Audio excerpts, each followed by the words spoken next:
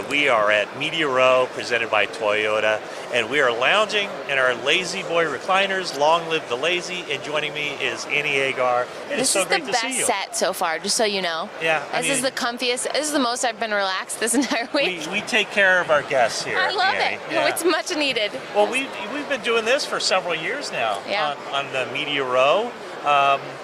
What is new with you? I mean, your star has just taken off. Thank I you say so that much. every year. It just seems like it's a pressure. That's a good thing. That's a good thing. Is it pressure that you have to keep, coming up with your content and your quirky sense of humor? That's a good question. Yeah, social media is so.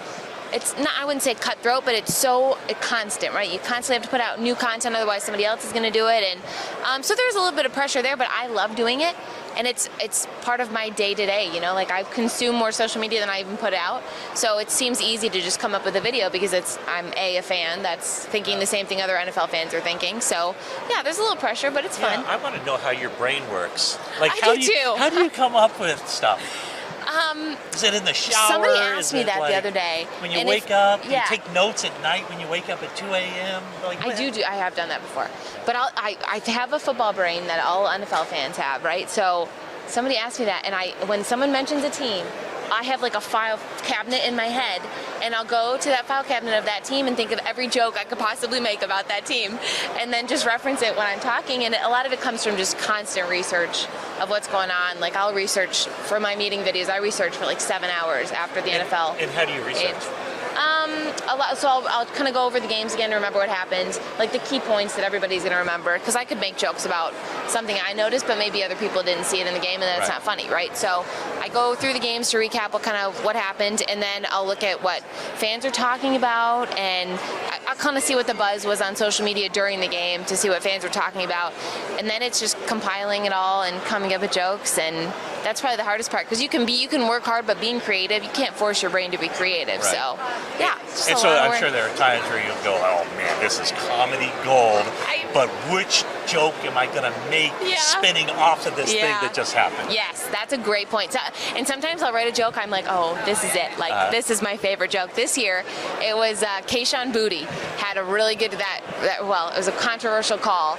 So he had a really good catch, and then it was a really controversial call, and I said it was the worst booty call since Sharon Moore's. It was a touchy one, guys. It was touchy, but it was my favorite. It was my favorite. And that one came to me while I was filming, so I didn't even write it before. That is so great. Thank you. You have to resist the temptation of just smiling as you're delivering the line. I try not to tweet it out early because, when I think of it, I want to get it out there right away. You don't want to scoop yourself. Right.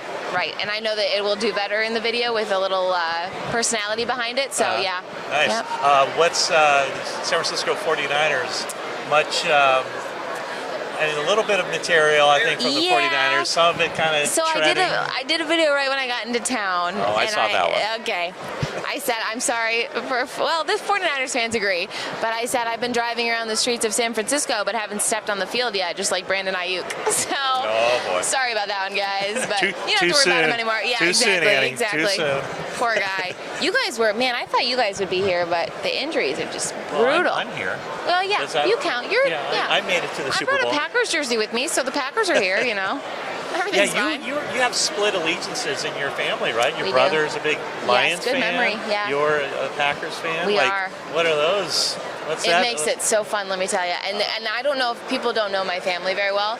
We take it so serious. He will block me on social media, and we won't talk to each other. My parents don't know what to do because they're like, because especially after a loss, like if the Lions lose, my brother will not talk to me. And so there was actually this, over Thanksgiving, the Packers won, and I was home with him, and he went into another room for a little bit because he just had to decompress from me.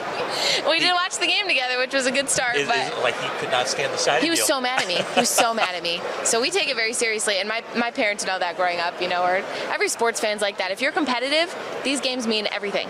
Just think how much fodder you would have, how much material if you were a Jets fan. Oh, so much. And it's gotten to the point where I'm starting to feel bad making these jokes because it's such low-hanging fruit. Like the no interceptions in a season. What you played Tua twice. Get out of here. What are you talking about? You didn't get an interception. Terrible. Terrible. You have to almost try it. And not They get have to intercepted. try to be that bad. But they've just hired Frank Reich. So now they only need 11 football players and they'll actually have a team. So, Just kidding. I feel bad for the Jets. I do. But then you see like a team like Indiana, right? Like they turned it around, program around in the year. Granted, it's college. But maybe the Jets or the Raiders can do, maybe. What's their NIL budget? Yeah, well, that's what you need to look for, guys. Yes. So you'll be doing stuff at Honors, at House of Fine Arts. We don't know if we're going to be at Honors or not. There's a couple different things going on tonight. Usually, like, Honors is hard because I walk red carpet, but you can't get any content with all the guys, and you don't want to interrupt them while they're all enjoying their NFL honors and all that.